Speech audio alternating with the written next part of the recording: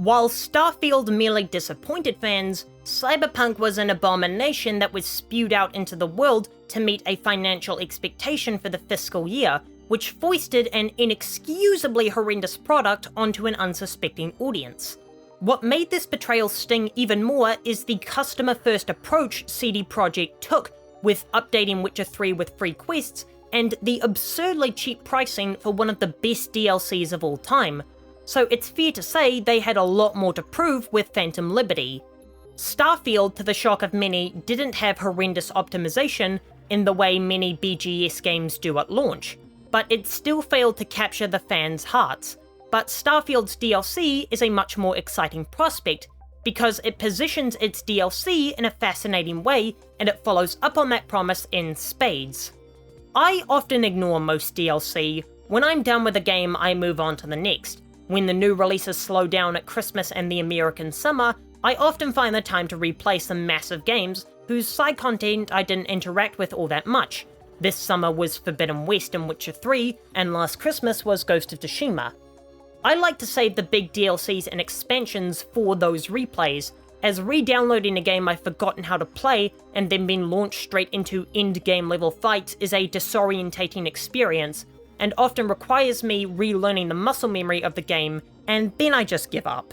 And it's a nice incentive to replay the game with a bit of extra added side content, but it's not enough of a motivation to make me spend money on it and then make me re-download a game, even if I really enjoyed it the first time around.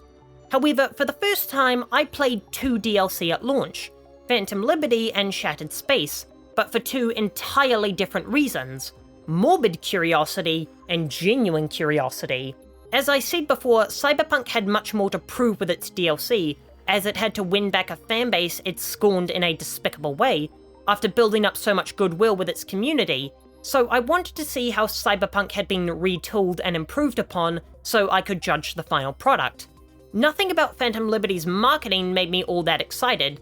Saving the President with Idris Elba is a cool premise, and if it was included as a side quest chain in the base game, I'd go delirious with excitement of such an excellent storyline being hidden away within an already expansive game. But it didn't hype me up enough to want me to play it out of excitement or curiosity. In contrast, I knew for months that I was going to play Shattered Space the day it came out. And the reason I knew this is because Bethesda put the marketing for the DLC in the best place possible, the base game. When Starfield came out, I made a video about the Crimson Fleet, which is inexplicably one of my most viewed videos of all time. In that video, I claim that Starfield has the best factions Bethesda has made since Morrowind. But out of all those factions, the one I was most intrigued by was House Va'ruun.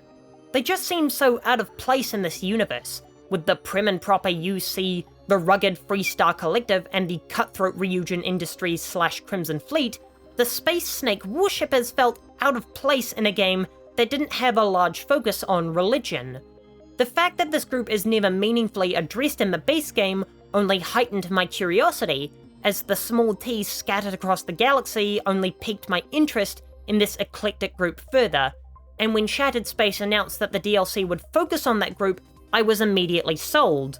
Another reason DLC doesn't motivate me to re-download a game is because it's ultimately a pointless story. It's a larger-than-normal side quest with no impact on the canon events of the game, because the devs know that most of the player base won't play the DLC. They can't make any important revelations within it that will affect the sequel, like with Alan Wake's DLC in Control. The one time I can think of when a game did put important information in a DLC was Mass Effect 2, which only served to confuse me and others when Mass Effect 3 started in a completely different place to how the second game ended. But with Starfield laying out a mystery with no bearing on the main story in the base game, it makes me want to learn about this world, and by denying me that knowledge, it's able to make me keep coming back. But did Shattered Space deliver on their promise? Does House Va'ruun live up to the fantasies I concocted in my head over the last year? They go well beyond it. Like it or not, this is one of the most complex factions in an RPG that isn't based on prior source material. It turns out every Va'ruun enemy you fought in the base game is only a small part of the house, as they're divided by zealots and faithful, and within those groups they're further divided by those who believe more in the Great Serpent and those who value science, who are even further divided by 3 great houses within House Varun itself. It's a faction within a faction within a faction. There's just so much delicious lore and context behind their incongruence in Starfield's relatively tame factions that I binged the entire DLC in one sitting.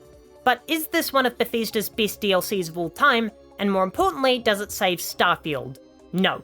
Starfield's issues can't be fixed in DLC, as without seamless exploration, the Bethesda model doesn't work.